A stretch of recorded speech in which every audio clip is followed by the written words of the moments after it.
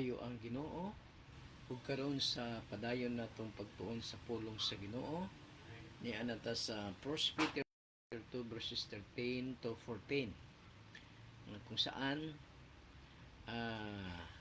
padayon si Apostol Peter nga nagpahimangno sa mga Kristohanon sa Asia Minor nga iyang gisulatan.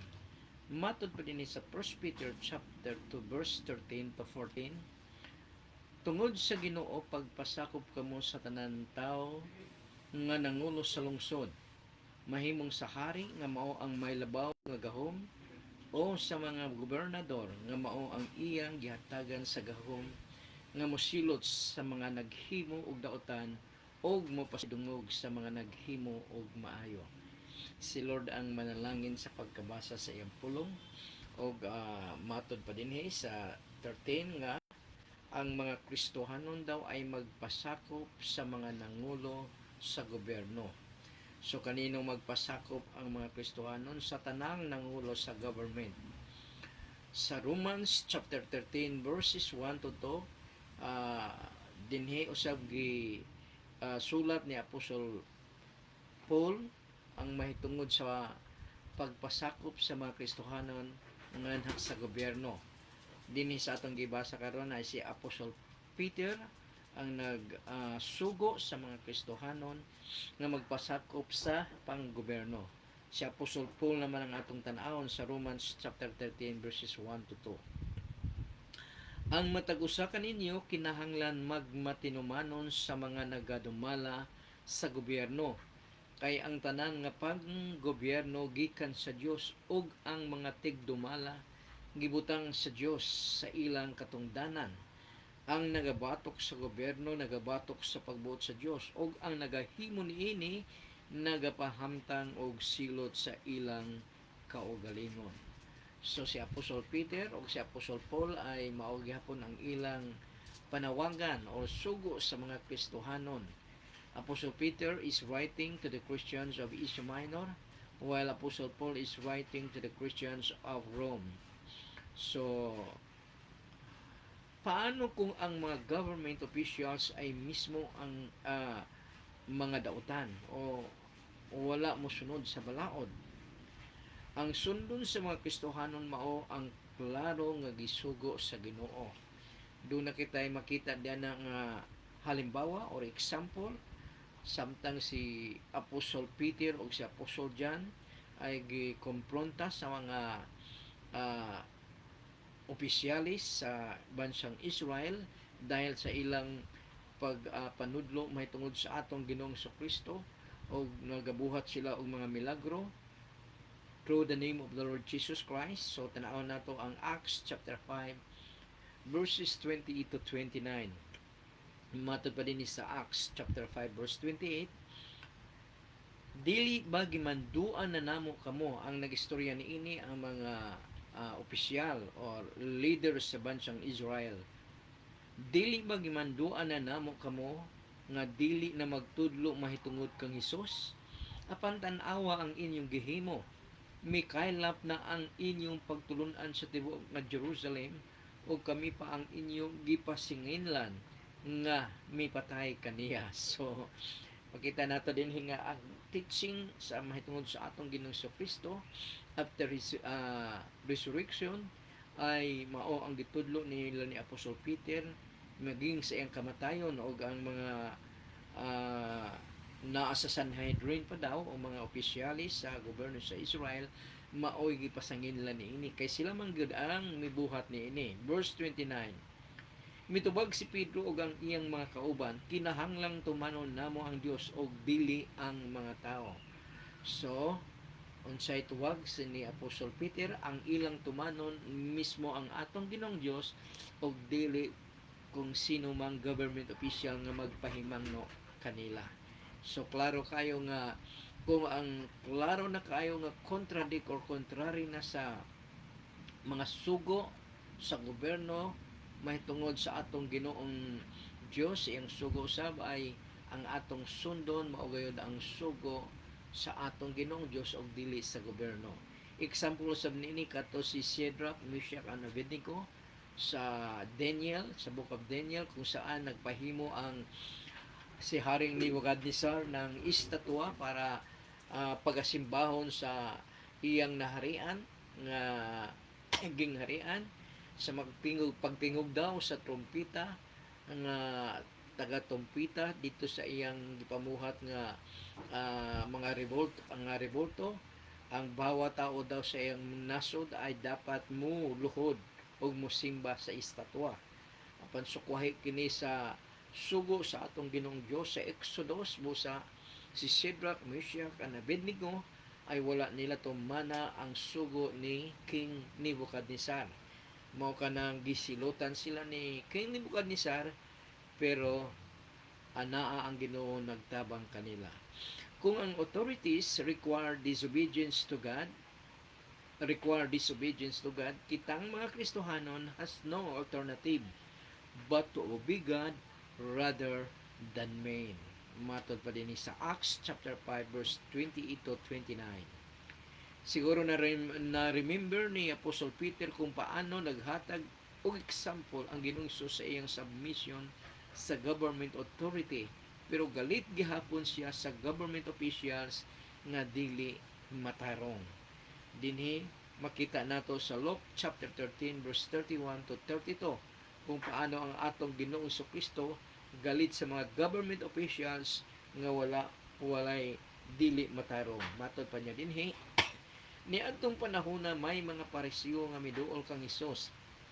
Matod pa ni Apostol Lucas nga miduol kang Hesus og miingon kinahanglan nga mopahawa ka na dinhi tungod kay gusto ni Herodes nga patyon ka. Verse 32, apan gitubag sila ni Hesus, lakaw sultihin ninyo kanang limbungan nga Herodes nga nag-abog ako sa mga daotang espiritu og nag-ayo sa mga masakiton karon hangtod ugma og sa ikatulong adlaw matuman ko na ang akong trabaho. So unsa ang tawag niya din ni Haring Herodes? Limbungan og daotan o limbungan daw kini si Haring Herodes. So makita nato dinhi nga supak siya sa mga government official nga mga corrupt busa kinsa ang dapat sundon kung kini ay klaro na nga contrary na sa sugo sa atong Ginoong Dios nga isugo sa government official ang atong Ginoong Dios. Kinsa gihatagan sa Ginoo gahom nga mosilot o magsilot sa mga taong daotan? Ang mga government officials nga tarong. Romans 13 verse 4, gibutang sila sa Dios, matod pa ni Apostle Paul to the Christians of Rome. Gibutang sila sa Dios sa ilang katungdanan alang sa atong kaayuhan. Apan kung nakabuhat ka og daotan, angay kang mahadlo kanila tungod kay may gahom sila sa pagsilot kanimo. Kay gibutang sila sa Dios sa ilang katungdanan aron silutan ang mga nagahimog daotan. So mao nang gingon sa pulong sa Ginoo mahitungod sa mga government officials. 1 Peter chapter 2 verse 15, kay mao kini ang kabubuton sa Dios aron kun maghimo kamo og maayo walay ikasulti ang mga taong buang-buang nga wala pa makasabot sa kamatuoran. So kinahanglan gid daw magminatarong musunod sa panggoberno ang usa ka Kristohanon para ang walay makasultig daotan kanatong mga Kristohanon. So unsa ang kabubuton sa Ginoong Dios? Mo-submit kita sa government authority.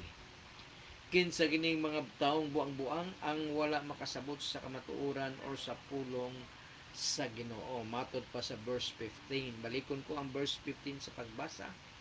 Kay mao kini ang kabubuton sa Dios. This is the will of God. Aron kung maghimo kamo og maayo walay ikasulti ang mga taong buang-buang nga wala pa makasabot sa mga kamatuoran. Unsaon para walay ikasulti ang mga taong buang-buang nga wala makasabot sa pulong sa Ginoo? Ipakita ang mga maayong binuhatan. Sa pagsubmit nato sa government authority o pagbuhat kanunay sa maayong mga butang, we may silence the ignorance of the foolish man. Kauban usab sa mga taong buang-buang ay kadtong sayop ang pagsabot sa maayong balita mahitungod sa atong Ginoong Kristo. So munang giingon sa 1 Peter chapter 2 verse 15. Dinhin nita sa verse 16. May kagawasan na kamo apan wala kini magkahulugan nga may kagawasan na kamo sa paghimo og daotan kung dili magkinabuhi kamo isip mga ulipon sa Dios. So ang ilang kagawasan dili kagawasan, dili freedom para mabuhat og daotan kung dili magpaulipon sila sa atong Ginoong Dios. Unang gingon sa 1 Peter chapter 2 verse 16. Para asa ang atong freedom isip mga Kristohanon para magkinabuhi sa maayong binuhatan isip katawhan sa atong Ginoong Dios.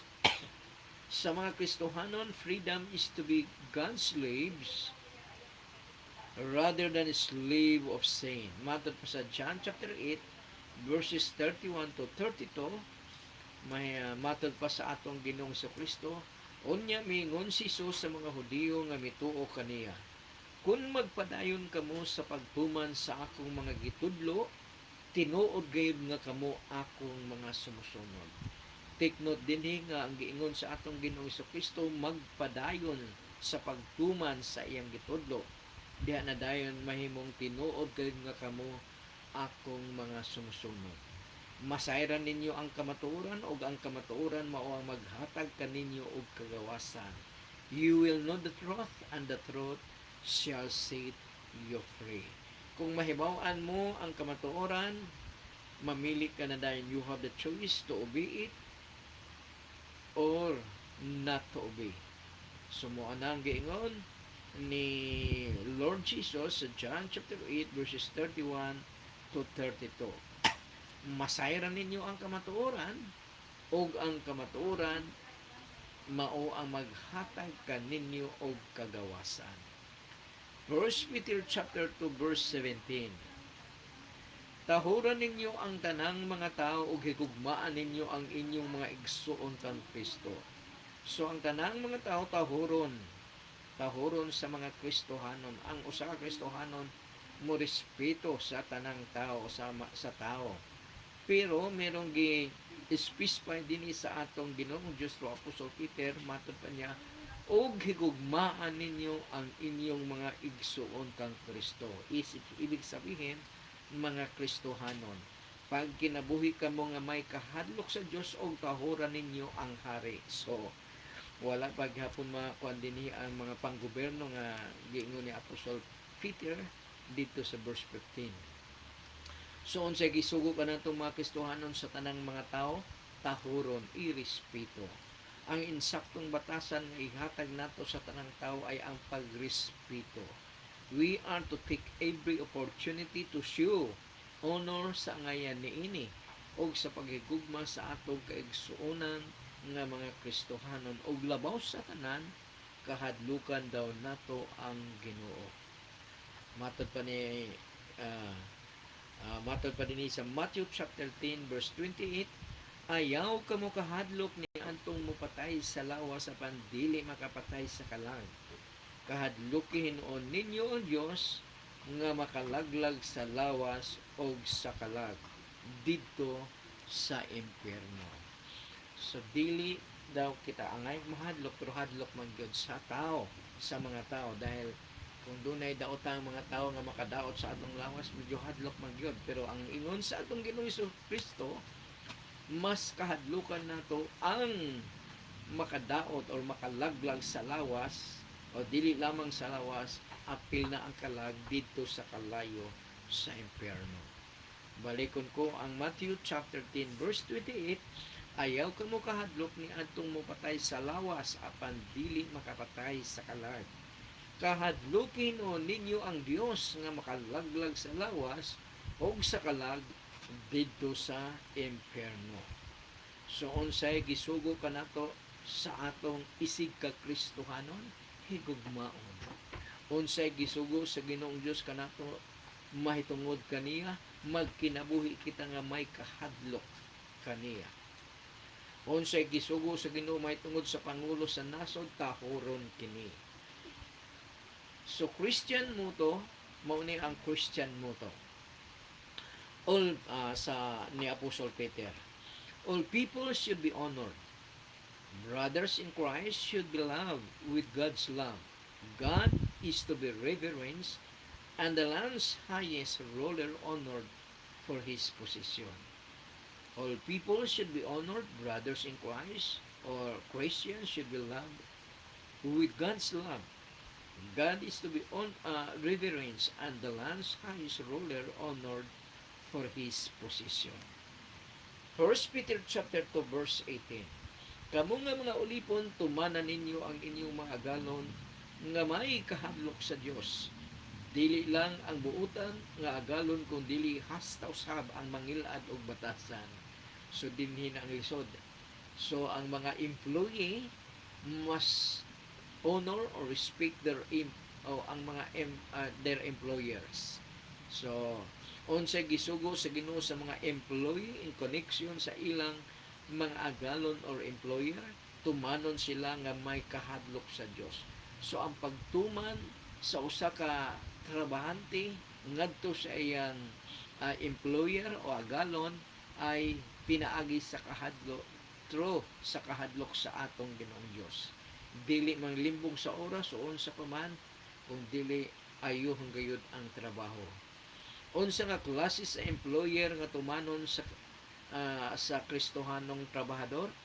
Dili lamang ang buutan nga employer, apil na usab ang ngilad og batasan nga employer. Mahatod pa sa Ginoo through Apostle Peter. Madali ang pagsunod sa buutan nga employer, malisod ang pagsunod sa dili buutan o mangilad nga batasan sa usa ka employer. Pero mauna ang gisugo sa atong Ginoong Dios sa tanang mga Kristohanon nga nagtrabaho o naa sila'y amo. 1 Peter chapter 2 verse 19. Kay panalanginan kamo sa Dios kung maantos ninyo ang makasakit bisan o wala kamoy sayop nga nahimo. Tungod og alang sa inyong pagtuman sa kabubuton sa Dios. So, kabubuton gyud di ay sa Dios nga ang usa ka Kristohanon bisag mag-antos siya kay mangilad og batasan ang iyang agalon, ang iyang amo, kinahanglan nga tumanon gid. Ang kabubuton dinhi sa atong Ginoong Dios mao ang pagtuman sa usa ka employee ngadto sa iyang employer bisan og daotan og batasan, ngilad og batasan ang iyang employer, ang iyang amo. Kinsa ang panalanginan sa Ginoo nga trabahador? Kadtong nagaantos bisan wala siya sayop nga nahimo ngadto sa iyang employer. Antuson Dios. Dili lisod, pero sa tabang sa Ginoo, sa tabang sa Espiritu Santo, mabuhat kining tanan. Kung nag-antos ang isa ka trabahador tungod sa daotang batasan sa iyang employer o sa iyang amo, kini ba ay kabubuton sa Dios? Sometimes. Siguro dili tanan na higayon. Kay matod pa sa John chapter 9 verses 1 to 3, samtang naglakaw sila si Jesus, may nakita silang tao nga buta sukad pa sa iyang pagkatao. Karon gipangutana si Jesus sa iyang mga sumusunod, magtutudlo kang kinsa bang sala nga natawo siya nga buta? Iya bang sala o sa iyang mga ginikanan? Mingon si Jesus, nabuta siya dili tungod sa iyang sala o sa sala sa iyang mga ginikanan, kung dili aron makita sa mga tao ang gahom sa Dios pinaagi sa pag-ayo kaniya. So ang pangutana ko ganina, kung nagaantos ang usa ka trabahador tungod sa daotang batasan sa iyang employer, kini ba ay kabubuton sa Dios? Sometimes lang, dili sa tanang higayon. Dahil yun na nga, isa kang example din nga nag-antos kining tao nga buta, kung nangutana ang nag-antos kining taong buta tungod sa iyang kahimtang, nangutana ang iyang mga disciples kung tungod ba kini sa kasalanan niya o sa iyang mga ginikanan, matod pa sa atong Ginoong sa Kristo dili. Ang iyang pagkabuta, kabubuton sa Dios para makita ang gahom sa Dios sa iyang pagkatao. O giayo siya sa atong Ginoong Kristo diha na ila ang gahom sa Ginoo ni anang tawhana kay giayo gipakita ang gahom sa Dios pinaagi sa pag-ayo niadtong butang nga tao sa iyang mata nga dili pakakita. 1 Peter chapter 2 verse 20. Unsa may dungog nga inyong maangkon kung mag-antos kamo sa silot sa inyong sanga, apan kung mag-antos kamo tungod sa paghimo og maayo, kaluy-an kamo sa Dios. Unsa ang mahimong resulta kung ang Kristohanon mag-antos tungod sa paghimo niya og maayo? Pwedeng pasidunggan siya sa tao, pero labaw na gyud ang Dios ang magpasidungog sa kaniya. Kaluy-an daw siya sa atong Ginoong Dios. Unsa ang mahimong resulta kung ang Kristohanon mag-antos tungod sa paghimo niya og maayo? Kaluy-an siya sa Dios. Pwedeng pasidunggan siya sa tao, pero labaw sa tanan, ang Dios ang magpasidungog kanya og siguradong kaluy-an siya sa Dios. Responding patiently when wrongly treated ay impossible kayo unless siya ay nabag-o na internally tungod sa iyang pagsunod sa Ginoo. O ang isa sa example nini mao ang atong Ginoong Hesukristo. Nag-antos ang atong Ginoong Hesukristo dili tungod kay nakabuhat siya og daotan, kung dili tungod sa maayo niyang binuhatan, pero nag-antos siya iya kining gidawat og gipa sa Dios niya kini. So munang matod pa din sa verse 21, ang pag-antos ni Kristo alang kanato mao ang panag-ingnan, mao ang example nga angay natong sundon. O mao kini ang katuyuan kung nganong gitawag kita aron masunod ta ang kinabuhi ni Kristo. So isa sa reason nganong gitawag o gitawag sa atong Ginoong Dios through Jesus Christ ang tao nga mahimong Kristohanon para mahimong example si Jesus Christ sa pag-antos. So ang Kristohanon nga reklamador pag naa na sa sitwasyon nga dili maayo sa tan-aw sa mga tao, reklamo din siya ng reklamo, ay wala niya awata wala niya sunda ang kabubuton sa Ginoong Dios sa pagtawag kaniya, o wala niya himuang example ang atong Ginoong Hesukristo nga nag-antos bisan patiently, bisan siya ay wala mobuhat og daotan. Mao na ang giingon sa 1 Peter chapter 2 verse 21. Ang pag-antos ni Kristo alang kanato, nag-antos si Jesus Christ alang sa mga Kristohanon, sa mga tao nga mahimong Kristohanon, mao ang panig-ingnan nga angay natong sundon. Susundon gini ay. Ug mao kini ang katuyuan kung nganong gitawag kita. This is one of the reason why many are called but few are chosen. Ug mao kini ang katuyuan kung nganong gitawag kita aron masunod ta ang kinabuhi ni Kristo. Unsa ang gisugo kanato sa Ginoong Dios in relation sa pag-antos sa Ginoong Hesus? Example nga dapat natong sundon. Mao kini ang example nga sundon sa usa ka Kristohanon. Niining higayunan daghang mga slaves nga maltreated sa ilang sa nining kapanahonan nga gisulat kini Apostol Peter sa mga Kristohanon sa Asia Minor. Daghan mga slaves or ulipon nga na maltreated sa ilang mga amo.